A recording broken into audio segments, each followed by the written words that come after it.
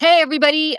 Thank you so much for joining us for this emergency Substack Live this morning. I'm Julie Roginski. I'm here with my Pax Americana co-host, Olga Lautman, and we have a special guest, Lev Parnas, today because we wanted to talk about Steve Witkoff and what in the world is going on with Trump's favorite diplomat who has been rumored to now be the new, God help us, head of the National Security Council, potentially replacing Mike Waltz, who is a big Russia hawk for all of his faults, or used to be.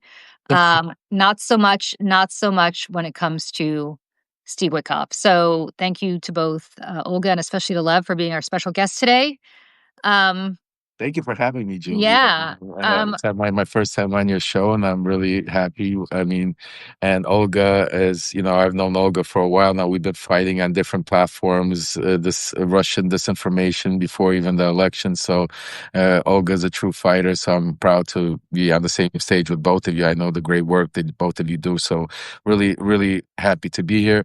And to all the Thanks. subscribers out there, I want to thank them personally because it's because of all of them we're able to do what we're doing, and because of so please do help us. And I do the call to action to and everyone, because people say we need to keep saying it, because every single one of you is why we're able to keep doing what we're doing.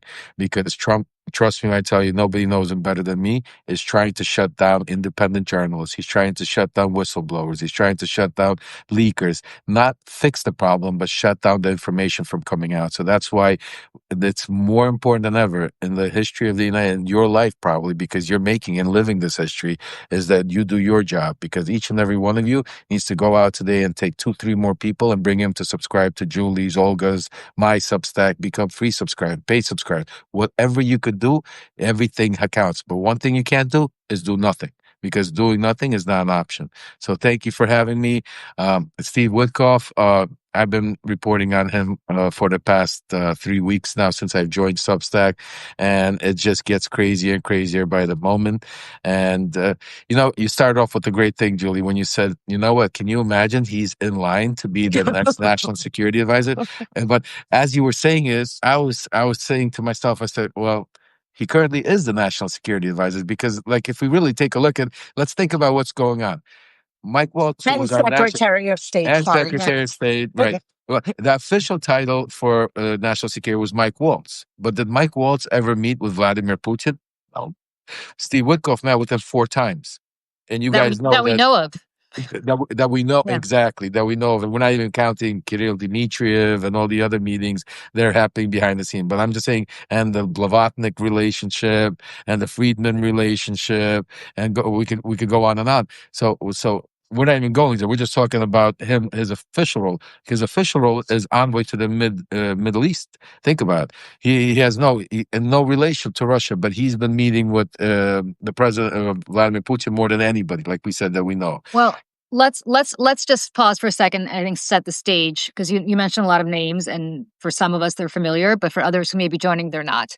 So why don't we first, maybe Olga, give us a little bit of background on just who Steve Witkoff is and how this man, who I think most people had not heard of until this newest iteration of the Trump administration, has suddenly become somebody who's in a position to fly to the Kremlin, who's in a position, and I want people to remember this throughout Signalgate.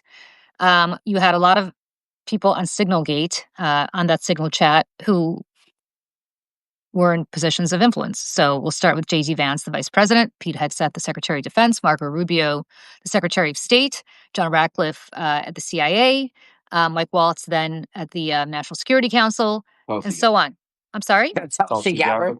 Tulsi Gabbard. I'm sorry, I keep forgetting. Don't forget Tulsi. Russia's favorite mouthpiece, Tulsi Gabbard. But Director of Russian National Intelligence. Right. But she is the director of national intelligence. So I think it's important to remember that all of these people are elected representatives of an elected president in official capacities. That's why they're there. They were approved by the Senate. We may not like it, but they are there because they're part of the government. In addition, a man named Steve Witkoff was on this chat. And Steve Witkoff does not hold any official position in the United States government. In fact, as Olga, I think, is going to tell us in a minute, Steve Witkoff is a real estate developer in New York, and not a particularly successful one, kind of like a mid-level Trumpy kind of guy, the way Trump used to be. And Steve Witkoff was on these chats. And what's fascinating about what Steve Witkoff said with respect to those chats is that at the same time that Pete Hegseth was sending war plans, or as he called attack plans against the Houthis on this non-secure signal chat, Steve Witkoff was meeting in the Kremlin with Vladimir Putin at exactly that time. And what's fascinating about Steve Witkoff's response was not that, I wonder why I would be on this signal chat since I'm not in any position to be getting intelligence information, since I am not an official representative of the United States government. Steve Witkoff said, "What kind of dope do you think I am? Of course I didn't take the phone that was issued to me, the government phone, secure phone that was issued to me when I met with Vladimir Putin in the Kremlin. That signal chat was on my private personal phone that was back in the United States." So let's break that down. First of all, why does Steve Witkoff get an official government phone? He's not an official government representative. He's nobody officially. Second, we'll get to why he's meeting with Putin, which is bonkers. Second, why does he get to have any kind of war/attack plans that the United States military is considering on his personal phone that is, I guess, in his apartment or his house, wherever he lives, back in the United States, not The secured? Russians definitely can get that. Of course, the Russians can. And why would he leave it home, not on a plane or so? We'll get to that also. But, but remember the word shadow diplomacy. Yeah. So I think I just want to set the table for people who are just joining us and who may not know who Steve Witkoff is. He's right there with the Vice President, the Secretary of State, Secretary of Defense, and our entire national security apparatus, except the big difference between him and them is he is actually not a government official. He's just some random dude who this president decided to tap because they have a longstanding business/friendship/whatever to do more than Marco Rubio got to do, because I don't think Marco Rubio has been hanging out at the Kremlin or negotiating Middle East peace. Certainly Mike Waltz hasn't, as the or Iranian. Or Iranian peace, right? So that's just setting the table. Olga, why don't you, before Lev gets into what he knows, why don't you just set the table for who Steve Witkoff is and how in the world we have gotten to the point where he's now, frankly, more powerful than any other national security official in the United States? Well, I mean, the president of the United States is a shady New York real estate developer who was laundering money for Russian mafia. So that explains that. But Steve Witkoff is, you know, Trump from the 80s. They're very close. I mean, like I said, he is a shady real estate developer. He started out as a lawyer. Um, Honestly, I mean, this is just lawyer.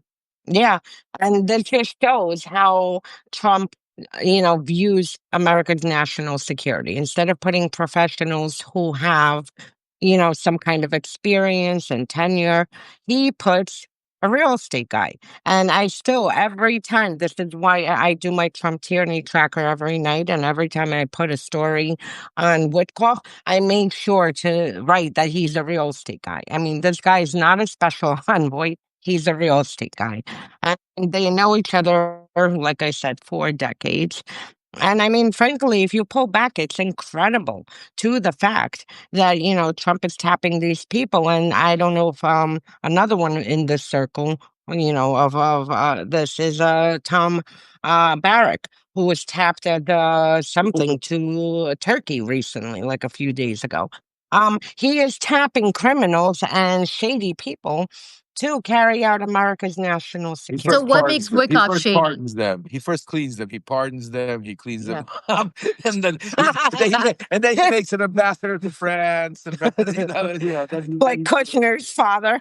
Yeah. So, but explain why Witkoff, in your mind, in your worldview, is shady. What makes him shady? Well, I mean, this is what we know just in New York, and hearing his name. I mean, he is definitely not one of the, well, for starters, let's start with his connections. He does business with Len Blavatnik. You don't do business with Len Blavatnik unless you're shady. And who's Len Blavatnik, and what is his relationship to Russia? So Len Blavatnik is a Kremlin oligarch, which a friend of mine, Ilya, coined that term. He's an oligarch. He is Putin's, I personally consider him Putin's wallet. He moves money for Putin, travels through elite circles, buys think tanks, influence in think tanks, universities in the United States and in London, and frankly across Europe. And I mean, his job basically is to, by influence, infiltrate these institutions, charities, in order to promote Russia's interest and further their goals and whitewash their actions. And basically rewrite history for Russia. So this is who Len Blavatnik is. He did make an appearance in the 2016 election. Actually, a few interesting things happened. One, he gave $1 million to Trump during the inauguration fund. Two, he floats the majority of Republicans. There was a connection of him and McConnell. I mean, you name a Republican, they've received money from Blavatnik and his wife. Three, he was a partner. He's very close with Vexelberg and going back, to the gangster days of Moscow. He's very close with Vexelberg, and he had an interesting contact, Simon Kukis, who has, of course, as everyone who doesn't, an apartment in one of the Trump properties. Kukis had an apartment in Columbia Circle. Columbus Circle, right? Columbus. This was extremely fascinating. Cook has never donated in the U.S., never to no politicians. He's been living here for decades. Um, right after the infamous Trump Tower meeting with Veselnitskaya, who's the Russian spy, where they were, trying to get strategizing for the 2016 election and to get information. Pukas, literally not even 10 days later, started moving money to Trump's campaign. This was on behalf of Blavatnik. And it was basically like, he made several payments. This was like a part one payment after the Trump Tower meeting. And at that time, I believe it was Manafort, a GRU intelligence officer, Veselnitskaya, who's a spy and runs around. She didn't only try to co-opt U.S. officials, she also was known for doing the same in Switzerland and a few other operations. And, you have Blavatnik, who's very heavily involved in influencing affairs, and his main goal is to move money and to make sure, that things move towards Russia's view. And just to give an example, after the full-scale invasion in 2022, Blavatnik, he has been donating to the Council of Foreign Relations. And as we're all watching scenes of Bucha and Mariupol and all the atrocities happening, Ukraine being bombarded day and night, the people at Council of Foreign Relations were basically holding secret, meetings with Lavrov to carry out some shadow diplomacy, which we'll get to Witkoff. Sergei Lavrov, for people just who don't know, is the Russian foreign secretary. But go ahead. He's the Marco Rubio of the Kremlin. And they were holding meetings to basically say, try to end the war in 2022, but on Russia's terms of ceding territory. So this is Blavatnik, and Blavatnik has real estate deals with Witkoff. The fact that, we all can't, have these deals, you have to be in a certain circle to know these type of people. And then another interesting thing, which actually I want to dig into, and maybe Lev, you could help me. In 2018, Witkoff made a very interesting appeal to have sanctions lifted on Russia because it's prohibiting Russian businessmen from investing in the United States.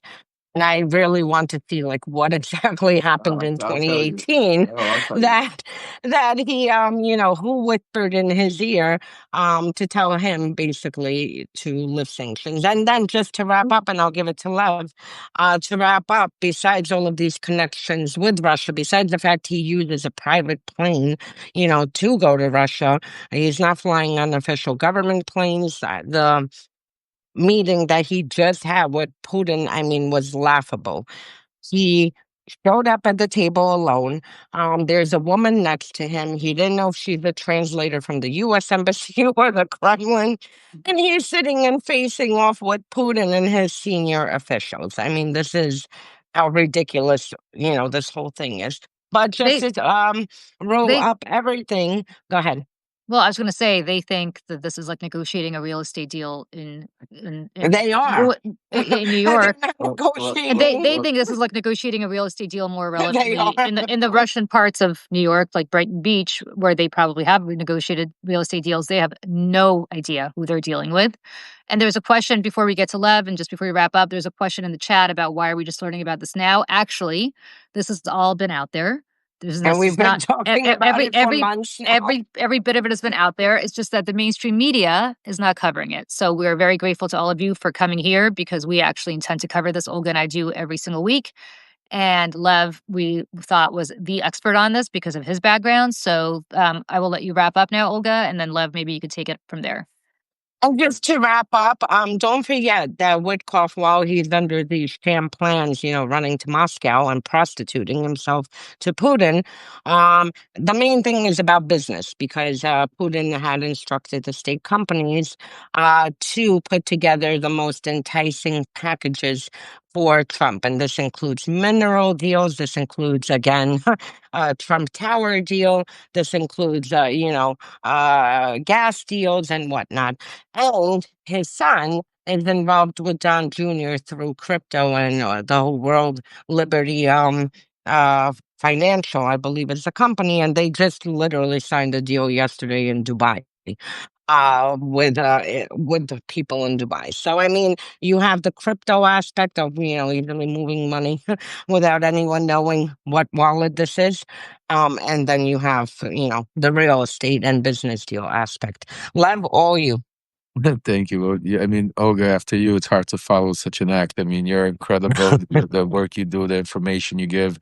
It's an honor. So anybody hasn't subscribe to Olga, Julie. You guys do great work, and you keep this live. And that's another thing. Like people say, why are we hearing it? Just like Julie said, because the media won't report on it. Think about what's going on. Ukraine getting bombarded every day. You don't see the media reporting on it.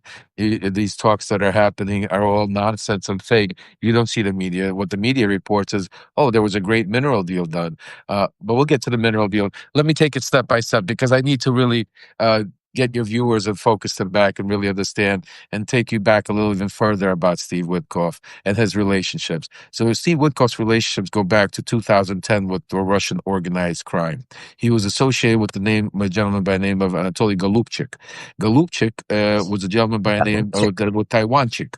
And I know I'm saying all of these names, but these are some of the most powerful, and our own FBI and DOJ said the biggest organized Russian crime syndicate around at that time. And they were connected to the Kremlin because the gentleman that was connected to this guy, Golubchik, I know it's a little bit, to stay with me, I'm going to slow it down, was the guy, if you remember the Olympics, when the Canadian skaters won and the Russians fixed it for the Russians to win the gold.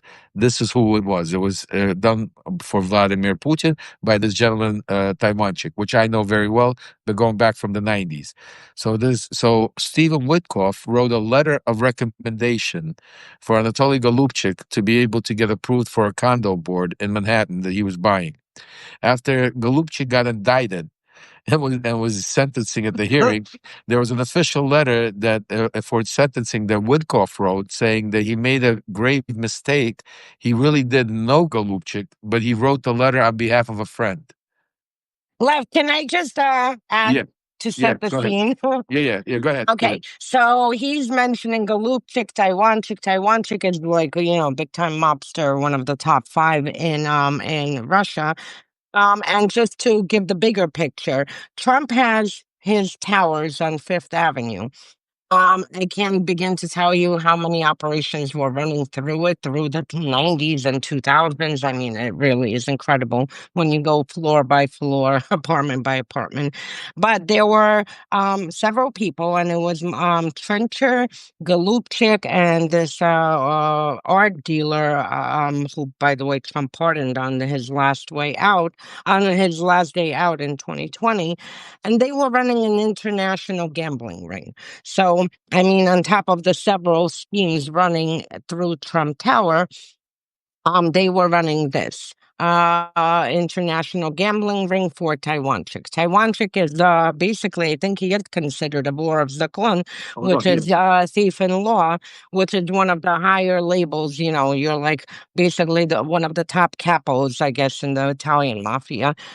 So they were running this scheme out of Trump Tower, and then Taiwanchik, when Trump went to Moscow in 2013 to do his Miss Universe in the most beautiful city in the world, as he said, Taiwanchik, who is like, I guess, what, John Gotti, he would be Even big, equivalent to. he would be bigger than even John Gotti. He'd be like a Elon Musk, John Gotti combined. Yeah. So he had VIP seats at this Miss Universe, which honestly was definitely interesting. Eventually, they got arrested, the international ring right. shut He's down. like Go this ahead. with Putin. He's like this with Putin. That's why. Yes. Mm-hmm. I mean, just think about it, with all that, because he was a criminal вор в законе in the 80s and 70s. In the 90s, with Mm-hmm. the fall of Russia, all of these people, and that's when where I Yeah. know them from very well, transformed into oligarchs. So now they have official title of oligarch, where Putin nominated each one of them and gave him oil, gas, and then spread your wings and all over the world and invest my money and buy up the most interesting and best properties all over the world. So like this is what these people are. And one So more thing I yeah. just want to add, and then I shut up, I promise. No, go ahead. Go ahead. I love it. I love it. For people who don't understand, in the U.S., we know, and like from the movies and from shows, the Italian mafia. The Italian mafia operates specifically to make money, and yes, they'll buy prosecutors and police and whatnot in order to try to pay them off so they could make money. The Russian mafia since the 80s operates very differently. They're an arm basically of Russian intelligence services. They have to give 50% to the Russian intelligence services, whether it's Petrov operating in Spain, Taiwanchik, Mogilevich, Mikhailov. So they have to give kickbacks to the Russian security services in order to operate. Two, when they're operating with people, and this is very important to know because Trump has been involved with Russian mafia and taking their money and moving it through his properties since the 1980s, all this information gets collected and goes back to security services, which they can, at their choosing, collect a compromise. So it's not just like, oh, they had, a Russian mafia running operations there. Trust me when I tell you everything happening, every coming, every going, every activity was being recorded and being passed back to Russian intelligence services. Well, the reason All for yours. the reason for it, just to touch on that a little bit, and then I'll go into, is most of Russian mobsters come Oh, from. They Putin. also they also all served in the army in some way. Most of them are generals. That's why they're so powerful and have connections, because it goes back to their intelligence officers that then turn into, like, here we have intelligence officers like Malcolm Nance that become book writers, become politicians. Their intelligence officers become mobsters because they use that to be. So it's a different type of style. But what I wanted to say is, you have to understand also that those of you, first of all, just wanted to give a shout out to the great Rachel Maddow and Billy Corbin. We got nominated yesterday for our Emmy for the documentary that she did on my life from Russia with Lev. And the reason I bring that is because what you're talking about, I was there. I was at that time the golden child. I made the connection between the Russian mob and the Italian mob. I was part of all of that gassing. My uncle. Yeah, Lev, I'm sorry to interrupt you. Maybe you could just let people know like how you ended up without going into your whole life story, because as you said, Rachel Maddow did a great documentary on you. But how did you this guy who were, from the former Soviet Union, grew up, in Brooklyn. How did I guess that's your answer, right? But how is it that you were the guy that made the connections? How did you get in with the Russian mob to then get in with the Italian mob? Like how'd that happen?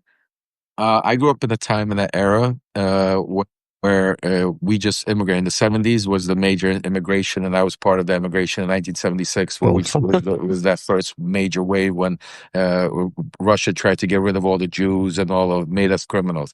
So we immigrated in Brighton Beach. Back then, the mobsters in the Russian community were also ex-businessmen and people most of them were from Odessa, my hometown.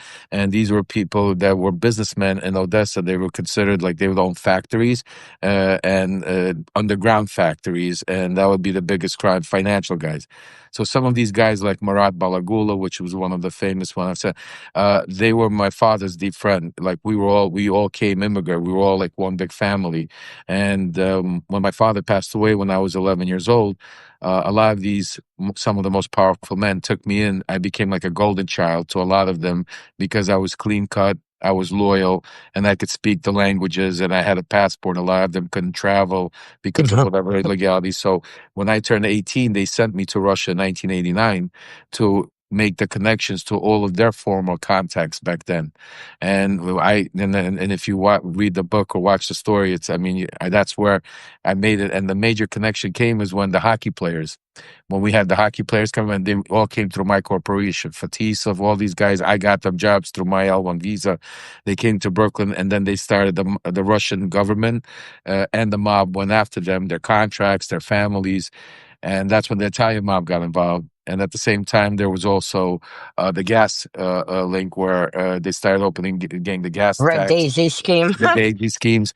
And the girl that I was going out with at the time, her uncle owned the restaurant Rasputin, he was a major, as you guys understand, Arcady Schaefer.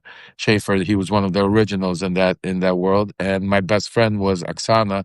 Her father was Murat Balagula, who was, I grew up in his household. And he was the godfather of the Russian mafia after assassinating the one in the 70s. The one, I think his name was Argan. So I kind of, and then just to quickly, just to touch on it enough, and growing up in Brooklyn also, it was a mixture of everything, and the Italian mob controlled a lot of this stuff, and because of certain friendships between the Russians, I ended up getting an uncle in the Genovese crime family. His name was Butch Montevecchi. He was like second or third ranked up there. And when I was 14 years old, I got into some gambling business. I was running business since 13 years old. And he took care of like Sheepshead Bay, the Brighton Beach area for the Italian mob. So I kind of fell under his wing, and I grew into a relationship where he became like a father figure to me because my father passed away, and it was more than just business. And so when I made that whole introduction, the tax scheme, and then later, it just goes on. We could talk about it later, but so I've been in that world since the 80s, 89, 90. I was there when the fall of the Soviet Union. I was on back then it was called Gorkovskaya, Nainterskaya. Back then, I was in the Russian, on the Hotel Moscow at the Red Square watching the tanks come in, and I was 19 years old only at the time. So I know all these people from going back there before they were anybody. So I guess my question to you is, you then at some point hook up with Rudy Giuliani. Did you meet? Was your connection to Trump through Giuliani, or was your connection to Giuliani through Trump, or what was that connection? They were both separate connections. Trump, okay. I've actually worked for his father, Fred Trump, since I'm 16 years old. When I was 15, actually selling Trump Towers, Trump condos in Brooklyn, Neptune Avenue, Neptune Avenue, and then I lived in them actually. And then I've ran in the same circles. But in 2015. I met a billionaire, Robert Pereira, that was a big Republican donor, and I had a real estate deal, and we decided that we're going to hold a fundraiser for Donald Trump. And this was when, October of 2015, right when it came out, they grabbed the female by the private parts, and he was down, and we threw a fundraiser for him, and he was supposed to show up only for like 15 minutes, but when he showed up, there was 20 big donors and myself, And it was the very first time I've ever even gave money. I paid $50,000 as a donation. Very first time. I've never donated, never voted before in my life. And I did it because I wanted to get in a room with all these billionaires to pitch my real estate deal, because for me, it was about making money and hustling. I wasn't a political guy. But when we sat in the table, it was a round table, and Trump started speaking. Everybody shut up. Became like a personal. He started speaking to me. I was sitting 2 seats away from him, and my wife puts it perfectly in the table. It's like after that, everybody didn't matter. For the next hour, me and him were just talking like two guys shooting the shit on Brighton Beach about, we had so much in common. And then I'll never forget where he turned me, where I became, as I say, Trumpanized, Coltonized, or however you want to look at it, is he looked outside. We were sitting in it was 100, you gotta understand, it was $150 million house. It looked like Mar-a-Lago, and on the ocean and big windows. And he looks out the window and he just stares out and he goes, I don't really need this. I could go golfing. I could fly. I got all the money in the world. I go, but I'm doing it not for myself, for you. I'm doing it for the people, because we need to stop this deep state. And he went into this rant, and I'll tell Oh, you, what a but it was sociopath. but it was, it was, I'll tell you, I'll be honest with you, it was the most, of all the time I've known Trump, it was the most real I've ever seen him at that time. And that's why maybe he got, because most of everything you see in Tate is all sketched, played out. You think He's a he believes showman. this? You think he believes that part, the deep state part? You think he Yeah, believes it? absolutely, 100%, and not just him, but they all, mega is like I said, it's a cult. I mean, they all deep heart believe the deep state. The whole problem is they don't know what is the deep state. They don't realize that now they're the deep state. If there is a deep state, now they're the deep state. Yeah. So the definition of the deep state was just a word that we went after. But I want to touch on what Olga was saying.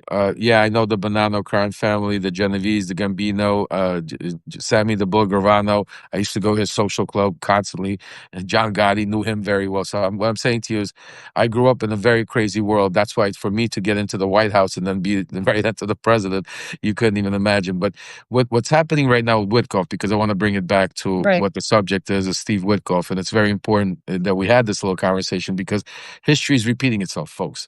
What happened in 2016, and in his first term in office, is he basically started a shadow diplomacy. You had Pompeo, who was your Secretary of State, and then you had Giuliani, who was your shadow diplomacy Secretary of State. So Pompeo wouldn't go to Ukraine and deal with the Hunter Biden or Joe Biden stuff. It would be Giuliani, myself, and us. He would send us to do the shadow diplomacy stuff. Now, if you take a free shot of that picture and you go right now to the current time, it's the same thing has happened. You have Waltz and you have Rubio, who are your official national security advisor, and you have your official Secretary of State, and then you have Witkoff, who is your now shadow diplomacy national advisor, Secretary of State. So you have the people that are making the announcements on TV and making look good, and then you have the actual conversations behind the state. So now let me bring it back to also the comparison between then and now. So back then he sent us to be able to dig up dirt on Joe Biden, just to an announcement. He didn't care if it was true. They didn't care about what was going on. He needed an announcement to win. So today he's sending in, and what Olga said is very important, a real estate guy. And everybody laughs and says, why real estate? I'm going to explain to you. So now think about what is actually being discussed in these meetings. On the one hand, it's like I told you, Trump is like that guy that on Fifth Avenue does the shell game. Keep your eye on the ball. So on one hand, he's trying to tell you we're going to be standing strong against Russia. It's Vladimir, stop! I'm going to sanction you. I'm signing this mineral deal with Ukraine that is going to help Ukraine now. And that's all a facade, because what's really happening besides is Witkoff is carving up Ukraine like a real estate deal. Same thing he was doing in Israel and the Gaza Strip. Witkoff didn't go there. He went there because Trump wants to make the Gaza Strip into paradise. You know what I'm And saying? He wants Kushner's involved in that, right? In well, Israel. we're going to get to absolutely. I'm going to connect the dots for all of you guys. That's why I want to just do it slowly, so because there's a lot of moving parts. No, this is important. Take your time. And This is actually it's really important, important. for you. Yeah. So that's why he said there, because the Middle East and Ukraine for Trump is a real estate deal. It's not to stop the war. It's not to save lives. It's a real. So that's why Witkoff is there, and it's being run by a shadow diplomacy. Now to go back to connect some more dots. Steve Witkoff wasn't only involved with mobsters and gangsters and all of this real estate stuff. We're gonna go back to 2018, where Olga said, and I think Steve Witkoff also was very close with Jared Kushner. There was also, before Len Blavatnik got involved, Steve Witkoff's finance guy and the guy he was doing business with was a Chinese gentleman by the name of Chairman Yi. Chairman Yi is the same name, if it sounds familiar, as the guys that Steve Bannon and all the mega Republicans tried to say was bribing Hunter Biden and Joe Biden for doing business. But in all reality, he was really doing business with Steve Witkoff. And when Chairman Yi got indicted, the first call he did was to Jared Kushner. And at that time, Jared Kushner made a very close relationship in 2017 with a gentleman by the name of Kirill Dmitriev. Kirill Dmitriev is a gentleman who you guys see right now that Putin tapped to be the envoy to America. Who's just in the White House. To the And White I want to fill in on Dmitriev. Go ahead. You finish. Okay. All right, no problem. I mean, if you want to, you could go. I have a lot. Why don't you jump in, Olga, and tell people about Kirill Dmitriev, because he's an important figure here. We have Kirill Dmitriev. He's Putin's messenger. Moves money for him too. Putin's messenger. He's in control of the RDIF fund, the sovereign fund of Russia. His wife is best friends, I guess, with Putin's daughter. The crazy part is Ukrainian, folks. The crazy part is born in Kiev, Ukraine. Continue, just so you understand. I know.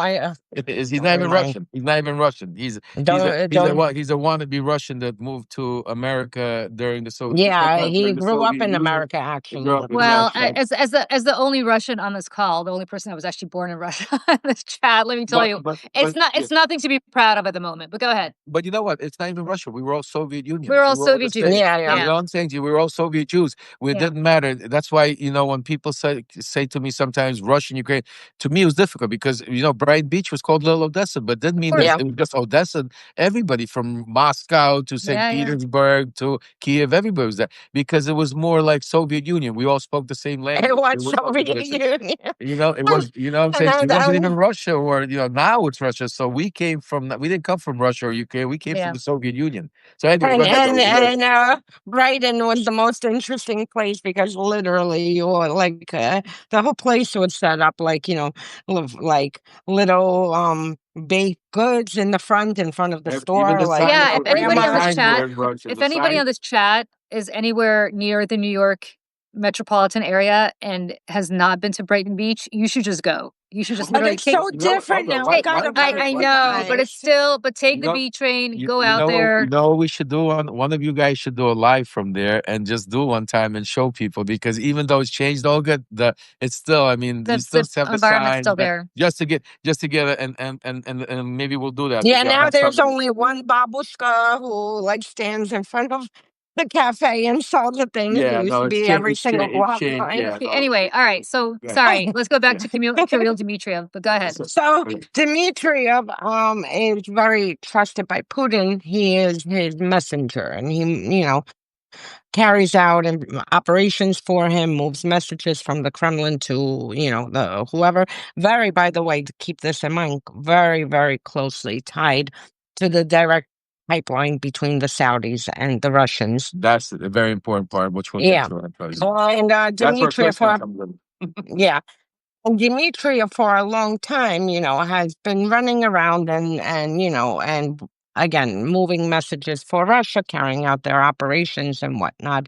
What I really want to set the stage for this purpose of the discussion, in 2016, Trump wins the election. Kushner and Michael Flynn, started meeting with Kislyak, who was at the time the Russian ambassador to the United States. They have a meeting with him, and Kushner proposed, this genius idea of why don't we just set up a back channel and have communications through the Russian embassy, because, we don't want the CIA or U.S. intelligence to know what we're discussing. Deep state. It was the deep state. Exactly. Of course, why not? Who doesn't want to go and have discussions in the Russian embassy to bypass? Any one of us who did this, we'd be jailed within a few months after that, forget, So Kushner makes this proposal, and the reason that the Americans knew is because Kislyak was, transmitting his notes back to Moscow, and it got intercepted in communications because the Russians, monitor our communications, we monitor their communications. Michael Flynn had the genius idea, even better. Why don't we just set up a meeting at a third party country, one that's not under U.S. surveillance? And literally, this meeting took place December, I believe, like 5th or 7th of 2016. And then the first week of January, they all meet at Seychelles. And who went And to Seychelles? I want to pause for a second because that Seychelles meeting is important. It was arranged by, if I'm not mistaken, by Eric Prince. He was the one who was there. Right. Correct. And Eric Prince, if people don't remember, is the same guy. There's a whole different episode we could do with him. God. But Eric Prince, if you remember, was the guy running the Black Ops stuff in Iraq 20 years ago for George Bush, if not longer. So Eric Prince has had a very shadowy history even prior to Trump. He's a criminal. Guys, and just quickly, not only history, he's currently right now bidding for $20-something billion to be able to become the ICE arm and help with his paramilitary takes U.S. citizens and take him to El Salvador. So it's happening. It's not just, and his sister is the famous Betsy DeVos, who was Trump's first Secretary of Education. So, I mean, that's a separate conversation of its own. And go to ahead, add with Eric Prince, he and if you read my book, you'll know that I was also involved with Maduro. I was on a call with Maduro, the Venezuela stuff, and there was a lot of Eric Prince in that. So I know these people intimately, and but go ahead. And I'm sorry, somebody in the chat just asked, how did U.S. intelligence not pick up on all this? They did. They picked up. In my case, just so you guys understand, and right now, even till this day, from my trial, there's a stack of papers like this that are sealed, and there's another stack of paper like this all blacked out. Because U.S. intelligence knows everything. They wouldn't even share it with me because of U.S. intelligence. So they know everything. Our U.S. When they tracked me, just so you the guys know, they would have this technology we have in U.S. I mean, I found out shit that I didn't even know existed, like voice technology. Like they don't have to have your phone. The U.S. picks up voice recognition wherever you are in the world, and if they picked up my voice, they start tracking and listening to it right away. I mean, crazy stuff. I mean, so believe me, the U.S. knows everything, and they track, and vice versa. So do the Russians, so do the Chinese. I mean, the intelligence on all of these is just is sick. It's a different level. Which is why, to go back to Steve Witkoff, it's hilarious that he thinks that leaving his cell phone with war plans on it at home meant that it was safe from Russian prying eyes in the Kremlin. But anyway, we digress. Go ahead, Olga. Go ahead. Yeah, no. And just to finish with Eric Prince, he pitched a proposal to Trump now, basically to take the Gulag in El Salvador and to make part of it U.S. territory to make it easier to move U.S. citizens there to bypass, normal due process. So Eric Prince is shady. He was involved also in Ukraine in 2018, 19, 20. Attempting, to carry out operations there, runs mercenary groups. He was actually involved with Prigozhin in Africa. So, I mean, Eric Prince is... all over the world. He is like, I guess, merchant of death, like the other one who we just swapped out, the Russian boot. Yeah. So, hey, Cole, back to we were on Dmitriev. So they have the Seychelles meeting, and Dmitriev is the representative for Russia in January 2017. Eric Prince is the representative for the United States. So I just wanted to fill that part out, that these relationships continue to go on. And because the way the Russians operate, they always have their trusted group.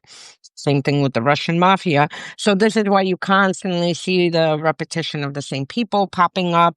They popped up in 2015. They're popping up now because they usually carry out these operations, through a trusted group until you are no longer trusted and they attempt to silence you. Yep. And what's also important for you guys to understand, also, this doesn't just, I know we're talking about Eric Prince, but this is the same exact thing that is happening with the tech pros, the cryptocurrency guys, because you got to understand, why do you think guys like David Sachs, Elon Musk are so rah-rah Russian? Because all their companies were all oligarch money to start all their startups, all their companies, their partners. This is who they do business with, and that's who their relationships with. So they want a free Russian oligarchs to be able to, and these are the people who are running our country right now. So that's what you need to understand. It's not just Eric Prince; it's all of these. That's why there's you see such a shift right now from all of these oligarchs. Now we have an American oligarchy system because they've learned from the Russian oligarchy. All of these guys, the David Sachs, the Elon Musk, and all of these other guys,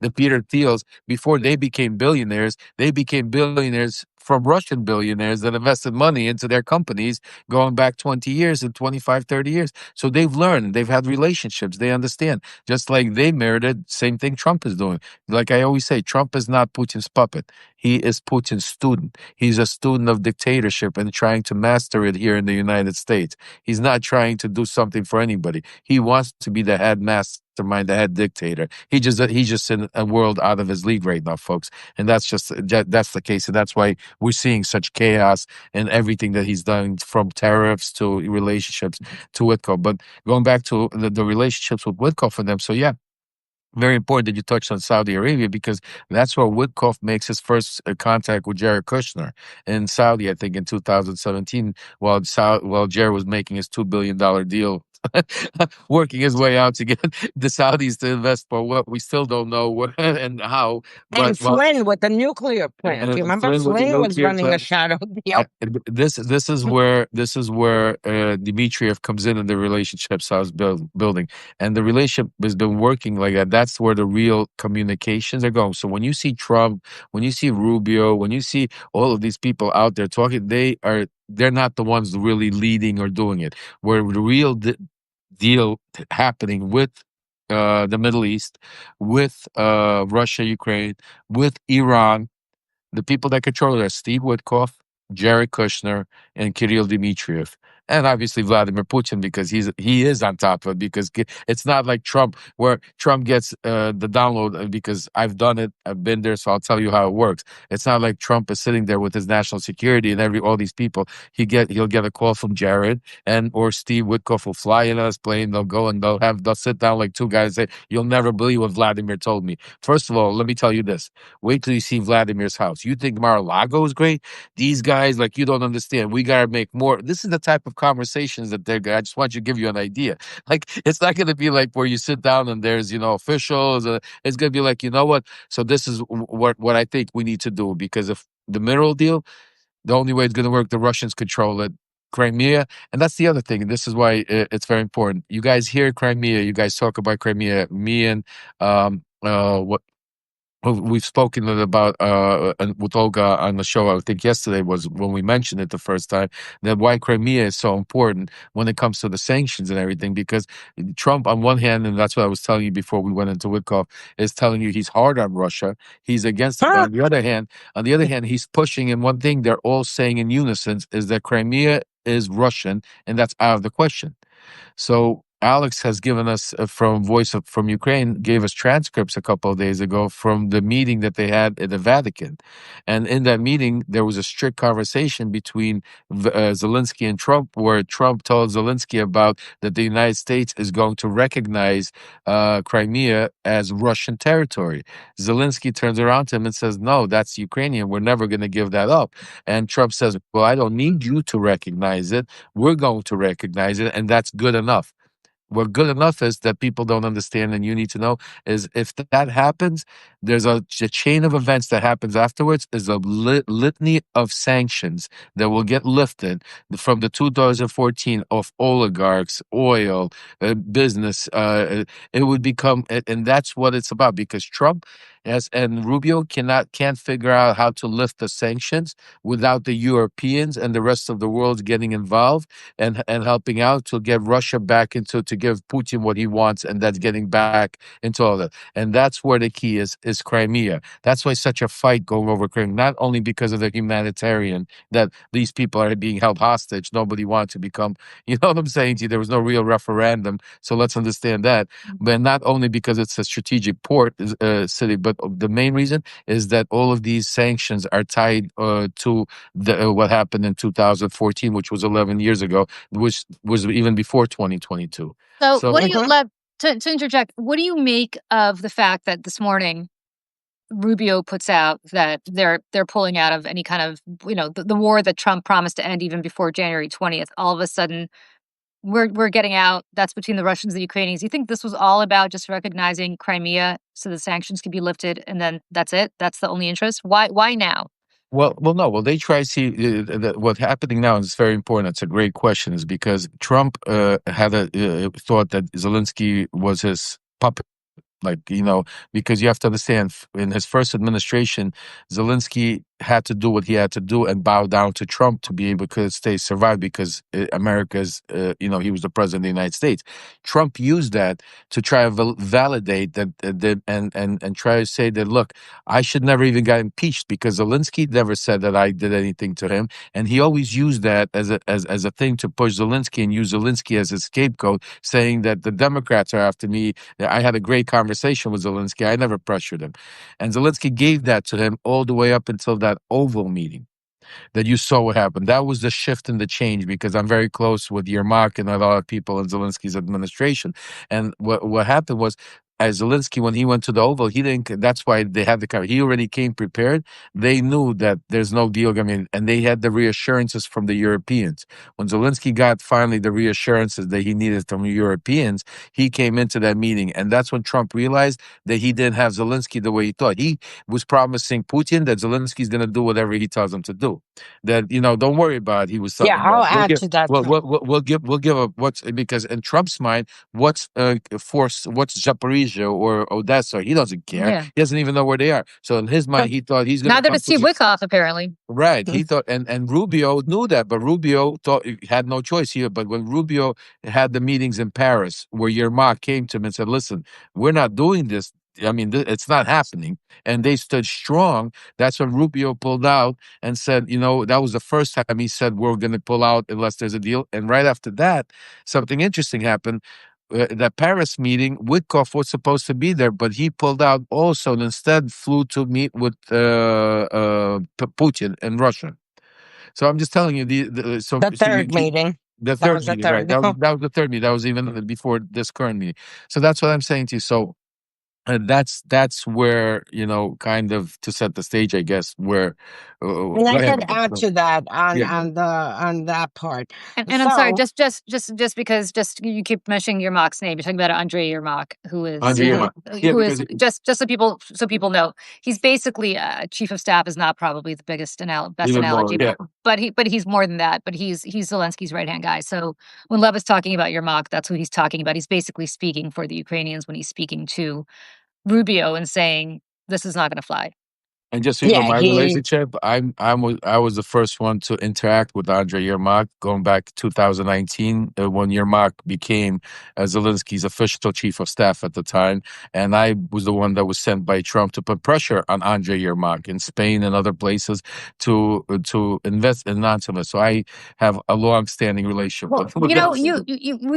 I have to ask this question because we're talking here about how Wickoff is not a government official, he's not anybody official, and yet he's being sent to do all of this stuff on behalf of the United States.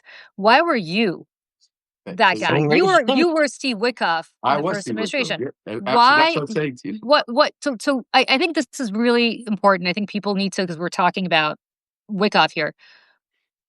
How did this come about? Why you? Why not the thousands of people who work at the State Department who are more qualified than you? Loyalty. You don't want record of this. You don't want official government record and loyalty. And you need a fall guy. You need a fall guy that if something goes bad, he will look he like if tomorrow something goes bad, it'll be easy to bury Witkoff because Witkoff doesn't belong there. Everybody will if Trump comes out tomorrow and says Witkoff's a excuse me, No, go for it. Witkoff's an idiot. We're not on TV. Go ahead. Yeah, Yeah. Witkoff said if Trump comes out tomorrow and says Witkoff's an idiot and I didn't even know he was doing this behind my back, the media is going to crucify him. They're going to blame him, and Trump's going to come out just like he did with me. Think about it. When I got arrested, he came out and said, "I don't know who he is."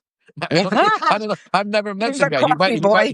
He might be a great gentleman or something, but I don't know who he is. I mean, just think about it, because that's why I was a perfect scapegoat. Because once Barr put the pressure, my background with the mafia, the way I grew up, where I grew up, it was easy to make me look out to be the criminal, the liar. I was the one infiltrating Trump. It wasn't Trump sending me. Because remember, they first arrested me on espionage. They arrested me on espionage, saying that I was working on behalf of the Russians, infiltrating Trump to get rid of a U.S. ambassador in Ukraine. Not that Trump was telling me to get rid of the U.S. ambassador and his congressman, but the Russian. So Poor thing. that's what you said. That's what they do. So yes, I was. That's why Steve Witkoff is because if you put a guy like Waltz in there, he has his background is too clean. He's a army vet. He's been serving on Congress. He sounds good, but Witkoff. He's a real estate guy. He's connected to the Russian mob. He's connected to this guy. What is easy? So that's why Trump picks it, because loyalty is first. That's the first thing. I would remember back then when the FBI arrested me and came to my house, they said I had a mausoleum. I mean, I had Trump straws, I had a Trump yarmulke, I had a Trump. I mean, I was so full mega, like I had a shrine to Trump in my house. Like, I mean, collectible. So that's what the first step is, that loyalty, that you'll die on the sword, which I was doing for him. And Witkoff, believe me, is doing the same thing because of their relationship. And the second thing comes is your background, where you could be that easily disposed of once. And that comes, Trump learned that from Roy Cohn. Going back to that he learned from a lesson from the infamous Roy Cohn, who was his mentor, who was his attorney, and after his father, who got him through that whole mob era type of stuff, and taught him never, about everything Trump is doing comes from the Roy Cohn book. So that's where he got it. Yeah. And I just want to fill in, you, Julie, worked in, around government. You understand anything that is done by government officials needs an official record. So if someone not anymore. Not anymore. But I'm saying normally you would need official records. You would need that this person, flew out of this airport, landed in this airport in Moscow. Then they traveled, they usually have protocols to move U.S. diplomats to the U.S. Embassy, for instance, in Moscow. And then they have official translators, a guide, everything. And there are protocols in the U.S. government. You don't just hop on a plane, your private jet, and run around. When you use, and this Trump learned from the Russian mafia and from the Italian mafia, because that's another day. He was also very, very deeply embedded with the Italian mafia in New York back in the 70s and 80s. He, has a typical mob mentality. You do not use the phone. You do not have discussions on the phone. You don't have any paper records. He has that old school mentality. So if anything needs to be discussed, like the Russians, they're flush, nothing. No, but I mean, with Russian mafia, you don't use the phone. Anything needs to be discussed, you go and meet someone, you use code words. This is how Trump thinks. So when I just want to stop you a second, because that's very important. And that's why Trump, to answer Julie's question, chooses certain people like myself, because I grew up in that environment, never using the phone, not trusting the government, being around. So it's Steve Witkoff also grew up. He was Trump's attorney. He lived through. So we grew up in an era and around where it's easy to communicate. That's why I say, people say, why you? Because I was a hustler, and from one hustler to another. Trump was another hustler. He was just on a different level. He had millions. I had maybe hundreds of, but we were both hustlers from New York that grew up in the same world. That's why. And it's the same with Michael Cohen. Same thing with Michael Cohen. Exactly. We all grew through. We all came from the same. Was married to a nice Ukrainian girl, I believe, right? Yeah. Yeah, Yeah, Laura. absolutely, Laura. Yeah, Yeah. exactly. Yeah, Michael Cohen also. He when he grew up in Long Island, but he was on Brighton. That was his second home when he was younger. And I mean, it's the same whole group of people on Listen, Brighton, and absolutely. And Michael everyone Cohen's knows each other. uncle And was yeah, Morty Levine, who owned the El Carib. I Yeah, I guess mean, too. I just the reason I ask these Al questions is Carib. because I think most people don't have the background, right? Because why should they? They're not from Brighton Beach. They didn't grow up in this environment. They didn't certainly grow up around New York real estate, which you could not work in New York real estate and come up in New York real estate, especially in the 70s and the 80s, if you were The not unions, connected. they right. Yeah, the And unions were just to yeah, add something, The Trump unions, failed the to. concrete, the windows, all Yeah, of those. everything. That was all Waste run by. I'll management. You tell remember you. waste management? This is all I'll tell. mafia. That everything here Yeah, is mafia. I'll tell you. Even the people he dealt with, because I went out with Fat Tony Salerno. I went out with his daughter, an illegitimate daughter. He was from the Genovese family. He sent me the bill from you the. dated the daughter of every mobster around. Are you kidding? Look at you. That's I have a very interesting life, Julie. When I grew up, You got I you got grew a up, type, I think, is more like it. But but yeah, through it all, I found the love of my life that you guys know is my wife Svetlana now. So right. so Yeah. anybody that watched No the movie, mafia. No mafia. I had to go through all of that to get finally to my angel, to my love that now is with me. So I definitely shout out to my wife. I wanted to make sure. Definitely. The reason I ask these questions and is not because I don't get Wait, it. wait, The I'll reason I tell you ask these this. questions is I want people to understand that what is going on right now with Steve Wickoff. There is a Steve Wickoff. The first Steve Wickoff is sitting here on this chat with us, right? And you're not the only one. And there have been Steve Wickoff iterations throughout Trump's life, both in his private business, Mhm. or Trump Tower or Trump Organization adjacent, but not in the organization. Certainly in government, on campaigns, everything he's ever done. And the reason for that is first, I think, because of what you said, which is plausible deniability. The other reason for that is what Olga touched on, which I think is so important. These are people who don't take an oath to the Constitution. They take an oath to Donald Trump. And that is what Donald Trump wants. And Steve Wickoff is going to tell Congress or whoever subpoenas him, the Justice Department certainly never will, to go pound. And he's going to do whatever Trump wants him to do. So those conversations that are taking place in the Kremlin, for anybody who's even remotely curious, have nothing to do with what is best for world peace No. or Ukraine or a ceasefire to stop the killing or any of the things that you might think they're about. They're about business. And I don't mean business. I used to always joke. I had a professor back in college, and we'd always, whenever we talked about Russian, we'd say, "Are you talking about business or are you talking about business?" Because there's a big difference, right? Business. They're not talking about business. They're talking about business. And Mhm. there is a difference. And that's what's going on right now in the Kremlin. So continue. I'm sorry to interrupt, but I And just I want just people to want to understand. 'Cause, yeah. I want to set the stage on Ukraine with all this. Trump came in, and again, he doesn't understand Ukrainians. And I think a lot of Americans don't understand. Ukrainians have been fighting the Russians for centuries. I mean, this is such a battle, but no, you're not solving this in 24 hours. Um, Ukrainians, even since 2014, have been involved, since the annexation of Crimea and occupation of Donbass.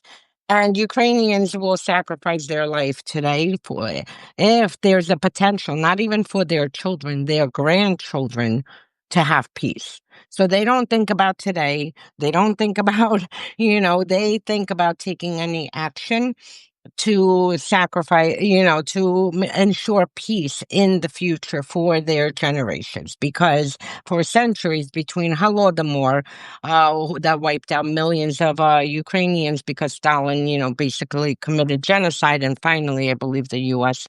has recognized it as genocide. So Ukrainians are very tough people. The second thing people need to understand, Zelensky does not control the country. Yes, he is the president, but if he or any person ever steps away from what civil society wants, like, say, recognizing Crimea, he will be fleeing for the border to Russia.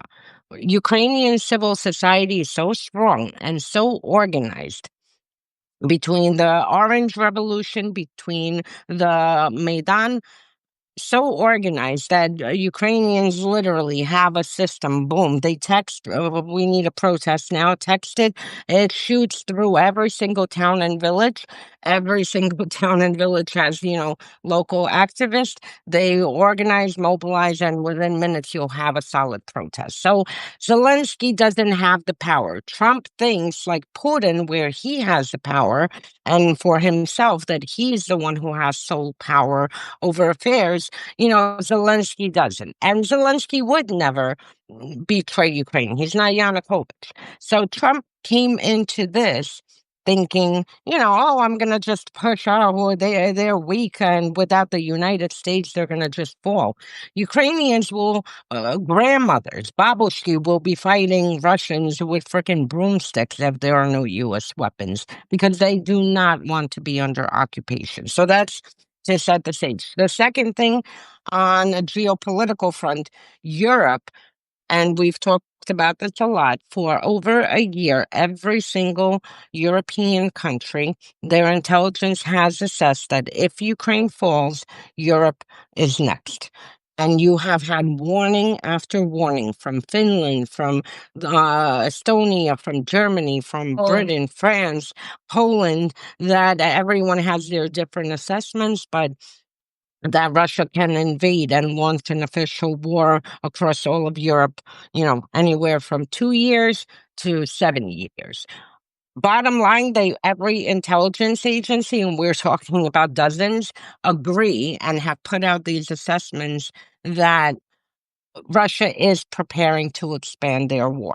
So Europe cannot allow Ukraine to fall. And Trump can sit there and pressure all he wants with tariffs and whatnot. European interest is that Ukraine must continue pushing Russia back, because right now Ukrainians are like the dam holding a freaking flood of water. And if this dam falls, then the flood of water starts spreading across all of I want to Europe. talk about tariffs in a second, but Lev, go ahead. You had a point. Well, yeah, I was going to just touch on definitely first of all, I'm going to say that the tariffs, that's an important thing you said, because a lot of people don't realize that this is what some of these countries in European, especially, they're getting tariffs not because of economical or stuff, but because they're not falling in line with other things like what's happening. Trump can't stand and understands that his thorn in his side is not Zelensky, it's the Europeans, because he never expected the Europeans. He thought they're all talk, no action. Now when they're actually giving Zelensky the money to go buy the weapons, and they're not putting up. Now Trump understands that he doesn't. That's why he lost Zelensky. He understands it's because of the Europeans, and that's why there's another. It's become an extra. This tariff war is even more happening. If I may, if I could get like a 2 minute, just want to do a little give. I know we're going to be running low on time right now. No, go. Listen, go ahead. This is important. But I want to make sure. I think it's important. First of all, I want to give a little story for your audience about my personal experience. First of all, Donald Trump and Ukraine. For those of you that don't know the story, I welcome you to go Google. And if you didn't see the movie, Google, there's a tape out there. It's about an hour and a half. It was released. It's my conversation, a dinner I had with Donald Trump. I remember that tape. I analyzed that tape. But Donald Trump doesn't know who you are, Lev, so that's very interesting. Right, yeah. But this was a private conversation, a private dinner we had, and Don Jr. was there, I was there, and there was a lot of conversation. But one of the conversations came up was Ukraine, and you will see that Donald Trump didn't even know that Ukraine had oil. Donald Trump had no idea that the Ukrainians were different than Russians. Donald Trump didn't even need it. You'll hear his advisors telling him that you just gave them javelins, and then I did. I gave them javelins, taking credit for. Donald Trump has no idea. So when Olga sits there and tells you Donald Trump doesn't understand Ukrainian people, he has no idea even what Ukraine is. To him, this is strictly a real estate deal. He admires the Russian mentality. He's been friends with the same oligarchs. When we talk about Steve Witkoff, the same thing you're saying. This was Donald Trump. Donald Trump was even closer with all of these oligarchs. He sold them apartments, and these are the guys. What about Oleg Boyko? I'm sure you know about Boyko, who's been living. That's right. These guys would come in and buy not one apartment, they'd buy 20, 30, 40. And Donald Trump didn't, he couldn't even At imagine. double the value. At Well, double, this is how they right. They launder their raised, money. they raised, exactly. They raised the prices. I remember Double the value. they would be pre-sale. They would give them 10% off, and then they go buy 20 apartments and make. I'm sorry to cut you off, but you could fill in. Trump's first deal in 1984, Bogatin, who came here with $1 in 1977, walked in and handed Trump for $6 million for 5 Trump Tower apartments. And then he was mafia, obviously, and trafficking drugs. Go ahead, love. And there was another name we don't talk about, but back then there was another guy that was very involved with us. His name was Sam Kislin, Trans Commodities. Yes. We need to do an episode on Sam. That's a separate episode. So, but yes. So that was an interesting story. I think you guys need to know that Trump really doesn't have, and when it comes to Rudy Giuliani, just another. So it's interesting to think back. So when I used to be 18, 19 years old and I would go to Russia and I was all over. I met with from Uzbekistan, Kazakhstan, every part of Russia, with every crime lord, from Salim Gafour, you name it. I was like the golden child. I was making the connection between Americans and Russians. And it was interesting to me is that the one thing that they all wanted from me was they wanted me to translate 2 certain movies. One was The Godfather, and one was American Mobsters. And they basically, all of the Russian crime all the crime lords, and you see it, were basically built their organizations fascinated off The Godfather and some of these mob movies, what's it called? And I remember even staying up at night, like they would call me in the middle of the night and say, hey, look, what Lucky Luciano say to this? And I would have to, like I was translated back then. So now fast forward into my relationship with Rudy Giuliani and them. And when I started becoming close with Giuliani, it became the same thing because Giuliani was fascinated with The Godfather. That's all we would talk about would be The Godfather. And guys like Tony Salerno, we mentioned Giuliani. It was fascinating to me because when I met Giuliani, you have to understand, I grew up in a world where Giuliani put away most of my friends and associates. So it was difficult for me to say how this relationship would even work. But made room for the Russian mafia. Right. Well, it was fascinating to see that Giuliani was more impressed with the mobsters that he put away and thought of them as more manly than the Democrats or the deep state or ever, and we would talk about Fat Tony Salerno because I dated his girlfriend, his daughter, and Giuliani put him away. His girlfriend too. Yeah, no, girlfriend. Not. And Giuliani put him away in prison for 100 years. And we would sit there and literally have these conversations about who Giuliani put away, who I knew, and how Giuliani would tell me how these were stand-up guys. Just think about it. These were stand-up guys. So it was interesting to see the fascination on both sides. That it didn't matter. It was that allure, and the one thing they had in common was The Godfather. It was crazy. That actual movie, The Godfather, was one thing that both sides had in common. And I just wanted to do a quick call out because, we talk about what goes on, but we need to talk a little bit about the solution because we have a way to start fixing it. Because right now, what Donald Trump has done, he's turned our country into a situation where we're basically living in an authoritarian country. Countries like even maybe Moscow have more freedom than even we. I mean, Russia than even we do right now because he controls every system. And the biggest thing, there's no accountability because Pam Bondi, Kash Patel, all these people are not going to go prosecute anybody that will talk, for Trump, and they'll go against anybody that talks against him. So it's very important. I know I hear a lot of people talking about 2026. We need to get ready. We need to get, flipped. This is what I want to say, and I want to say this to everybody. The call to action has to be today. We can't wait till 2026. We need to flip the house now. And the way we flip the house now, because of what Trump is doing and the craziness that's happening and the tariffs and everything, people inside his own camp, and I'm telling you because I have sources that are very deep inside of the halls of Congress, these congressmen and senators and women are against him. They're talking behind his back, talking about they're losing their 401ks.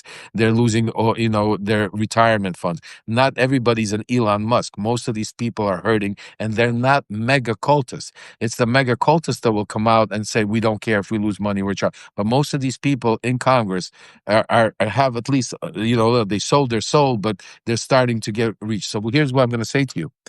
We only need 6 or 7 of these people, congressmen or congresswomen, to join forces with the Democrats and Hakeem Jeffries, and we could stop him now. We could stop the things that they're doing right now. We could start impeachment procedures that will really go. We could go actually have a branch that congressmen to be able to deal with, because right now Trump is trying to just do the executive order. So what I'm asking every single one of you out there to do is to be able to go out there and start writing. I'm going to give you some names of the people that my sources are telling me that are ready to flip. Even though you're going to think, okay, they're hardcore Republicans, but they're ready. And that's why we need like a guy like Representative Don Bacon. He's from Nebraska 2nd District. This is a guy that has gone against Trump and a lot of different things. And his district, guys, it leans blue, for presidential cycle. So he's very vulnerable. And one of my sources told me that he's even considering retirement because his family has been getting death threats from mega cultists because he's turned on Trump on certain things. So this guy's ready to talk. We need Hakeem Jeffries. We need us. We need to flood them with phone calls, emails to make sure, be loud and clear and tell them, save our democracy. Because this is a guy that will stand up to him. Another person, Rep. Brian Fitzpatrick. My source are telling me this guy's from Pennsylvania. Yep. Pennsylvania. Thank you for the number. I'm going to give you guys the number. I love it. So, by the way, just sorry to interrupt. Rather than listing individual numbers, which is great, thank you for doing that, 202-225-3121 or 202-224-3121. Either of those numbers work. Ask, that's the Capitol Hill switchboard, ask for their names. Just say, I want to talk to Congressman Fitzpatrick's office. Perfect. They'll put you through. Julie. That's even better. Thank you. That's great. Thank you so much. So before we end, Julie will also say it again and give you guys the number and maybe post it, because that helps a lot. This way we don't have to give individual numbers. But Fitzpatrick is another one. He's in Pennsylvania. He's considered a bipartisan face of the GOP. But you know what? He's a guy that's ready to flip. And if you remember, his district flipped for Biden in 2020. So that's another guy. Another person, Rep. David Vallejo, California, 22nd District.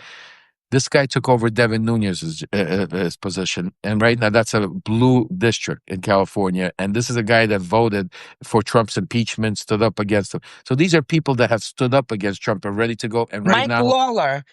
Pressure him. I dealt with his office for Ukraine and Syria for years. And Mike Lawler, Mike Lawler, who I know well, wants to be governor of New York. So I don't think he's going to flip. But on this issue, I think Mike Lawler is very strong. And we have to see what happens because Johnson's trying to prevent him from becoming governor. So if Stefanik wants to be governor, and I don't think he'll. But nevertheless, let's go ahead. But what I'm saying to you is what's important for each and every one of you, because we can't do it. Every single one of you needs to flood the phone calls, email these people, let them be heard, tell them, and not threaten them, not scream at them, but let them know that you hear them, that we're all together. We're trying to save our democracy. The constituents, people that live in their districts, you go out there, talk to. It matters. Trust me when I tell you. When these phone calls, when their phone lines lit up, and this is what it's about, because this is what they're scared of. They're scared of Elon Musk. They're scared of Donald Trump that's going to primary them. They need to understand that that's not who they should be scared of. They should be scared of the people that vote. And your voices are the loudest. So that's why I'm asking every single one of you that's on this call to please make sure, let our voices be heard. We need to flip the House now. We can't wait till 2026, 2028. We need to, and it's not just the Republicans. You got to pressure the Democrats. Where is Hakeem Jeffries? Hakeem Jeffries should be sitting there with Don Bacon every day trying to cut a deal, because all it takes is one, guys.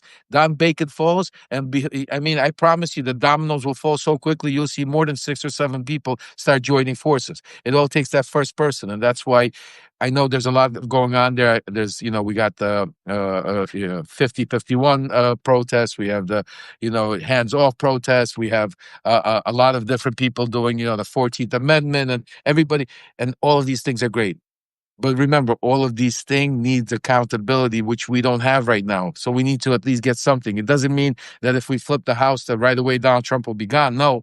but it'll give us something to hang our hat on and to start holding him accountable. It'll give us subpoena power. It'll give us, accountability. So where It's he like won't. putting nails in the Right, road to where he's not stop just all the gonna tanks from going. where he's gonna take a bulldozer and run right all over our Constitution. That's the only way, because if we don't do it, remember my words. I've been telling you for 4 or 5 years now that if he gets into office, a lot of you used to tell me, "No, Lev, I can't believe it. When he gets into office, it's just talk. He'll be presidential." Oh, Bullshit. come on. You No. see what he is, and it's only going to get worse, because this is just so you understand everything he's doing. Listen to me, folks, because this is very important.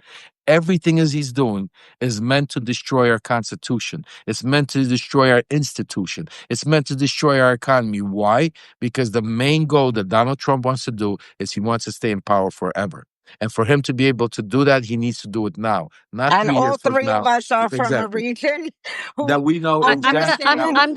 I'm gonna just jump in for a second, because Go ahead, actually but I actually have I actually have a newsletter on this coming out later today, but I'm gonna give you guys a preview. Um, Understand, and Lev's point is really good here. For for autocrats to be in power, so historically, they have had to pick up the rubble from a completely destroyed country. So when Putin came in, Russia was in a really bad place. It was in a really, really, really bad place. Destroy the economy. The economy was completely destroyed. The ruble had tanked in 1998. They had frankly, a semi-demented alcoholic president who couldn't walk.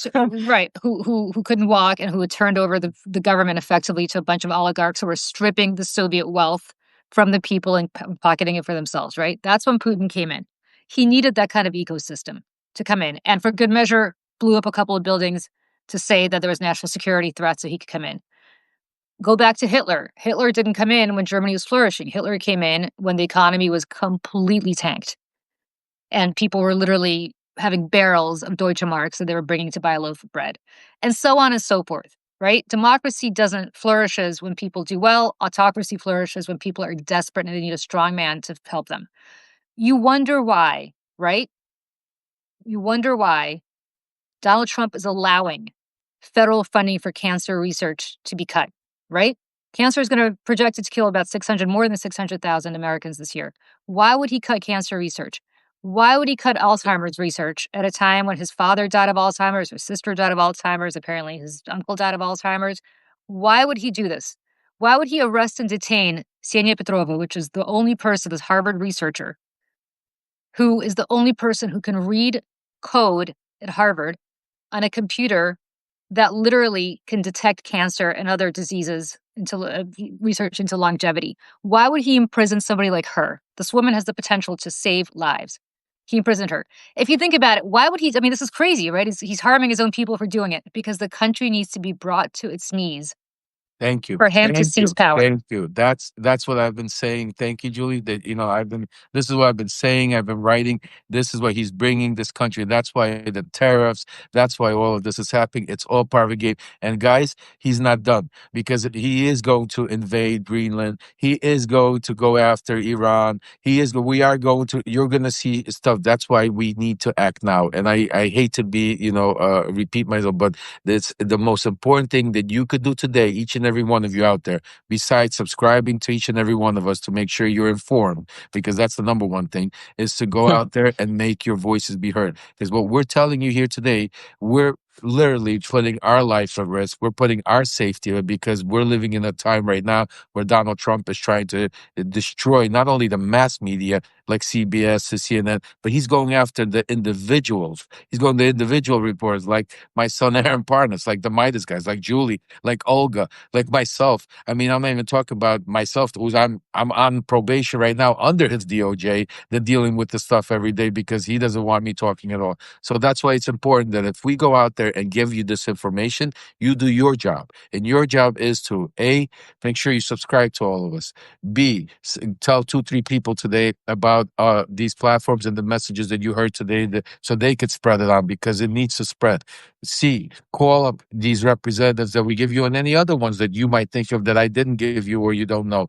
Call your own representatives to put pressure on the Democrats, to put pressure on Hakeem Jeffries, because they shouldn't get signed. It doesn't matter you're Republican or Democrat. We're Americans. We're human beings. That's the first thing. So we all did need our life. So that is what I'm asking every single one of you to do. And if you do your part and we do our part, we will save our democracy. We will get rid of Donald Trump. We will start flourishing again and get rid of Vladimir Putin. But if you don't, if we just sit there and we treat this as some kind of show and everybody has a good time, I promise you guys, 6 months from now, like media. 8 months from now, you know, Donald Trump told you the quiet thing out loud when he said that, you know, you don't need $30. Your kids could have $2 and the dollars could be a little bit more. We're in a recession, folks. We're looking at a Great Depression, possibly. And you know, the only people that don't care about that are rich people, oligarchs, because it doesn't Let me matter. just interrupt. Let me interrupt you real quickly. Somebody said, "What is our message to flippable members of Congress?" So I think this is you've come to the right place, because actually this is what I do for a living. I do messaging, and the message is very, very, very clear. There's team democracy and there's team autocracy. We are no longer fighting over marginal tax rates. We're no longer fighting over abortion. We're no longer fighting over healthcare and whether to expand Medicare for all. Those are all debates that modern democratic societies have, and they should have, and there are well-meaning people on both sides of the aisle who have very strong opinions on those issues. We are way past all of that. And let me just give you some background, because some of you may know I used to be one of the few Democrats at Fox News. When I first got to Fox News in 2004, in the very beginning, during the Bush administration, the first Bush administration, the debates we used to have were, is the Iraq war good? Is the Iraq war bad? Should we invest more money in the military? Should we invest more money in healthcare, right? These are all debates that in my entire professional life and politics, I have had forever. By the time I left Fox News in 2017, 6 months into Trump's first term, what had happened was we no longer were having debates about that. The debates were simply, if Hillary Clinton or any Democrat said A, the answer was clearly B. It didn't matter. I will tell you right now that if all of a sudden tomorrow Trump comes out and says he wants Medicare for all, the entire MAGA cult will fall in line and they will become the biggest proponents. They will make Bernie Sanders look like, like a right-wing zealot. Absolutely. So understand, right now, the entire mission here is to own the libs. And they don't understand that by doing that, they're empowering somebody who wants autocracy. And take it from the three of us, because the three of us came from a country that was this country that he's trying to turn this into. And so I'm telling you right now, your only message is, Congressman Fitzpatrick, I understand that you probably have disagreements with the Democrats on a lot of issues. But we're not at that point in our world right now. Where we are is, do you support democracy or do you support autocracy? If you support democracy, please, you don't have to even switch parties, vote for Hakeem Jeffries for Speaker. Yep. And then once we get rid of this cancer that is about to infect our society, then we could go back to debating the issues the way we've always debated them. That's it. And don't make them feel like they're stupid. Because nobody wants to be told they're deplorable. Thank you. That's Julie. I mean, you guys just listen to that and replay this, because that's the perfect message. And you know, a bonus that we get with all of this, because all of you here are obviously support Ukraine and the war that's going on. But the bonus that we get, if we flip 6, 7 congressmen or women, and then we control the House, Trump can't recognize Crimea as Russia anymore. Congress won't allow it. So we get 2 for the price of 1. He won't be able to impeach judges. He won't be. So just think about that. Just and that's all we need is just 6, 7 souls, 6, 7 human beings, 6, 7 people that are already on the fence, that believe me, they're hearing it in their own homes, they're feeling it in their own bank accounts, they're talking to their own kids, their relatives, and their own constituents. Look at the town halls. You see that. I mean, they can't even have a town hall without getting it. But we could go on forever. I know, and I have to get ready I have another show actually I'm doing later on with Zev, one of your co-hosts, Olga. Later on today. So I have to get ready for that. But I want to thank you, Julia, Olga, for having me here today. Anytime. I want to thank all of the viewers and the subscribers. again, it's all because of each and every single one of you that we could keep doing this.